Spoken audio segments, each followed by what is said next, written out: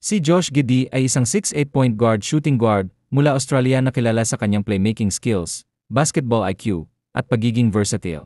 Una siyang nakilala sa Oklahoma City Thunder at lumipat sa Chicago Bulls matapos ang isang trade noong 2024. Si Josh Giddey ay isang restricted free agent. Ibig sabihin may karapatan ang Bulls na i-match ang anumang offer sheet galing sa ibang koponan. Si Giddey ay humihiling ng $30 million kada taon. Ang Bulls ay nag-alok ng $20 to $25 million kada taon sa 4 na taong kontrata. Nag-average siya ng 14.6 points, 8.1 rebounds, at 7.2 assists sa 2024-2025 season. Wala pang ibang team na nagbigay ng offer sheet. Maaari niyang tanggapin ang 1-year qualifying offer at maging unrestricted free agent sa 2026, pero risky ito. Kakaunti lang ang teams na may cap space para magbigay ng malaking offer, at karamihan sa kanila ay nagamit na ang budget nila.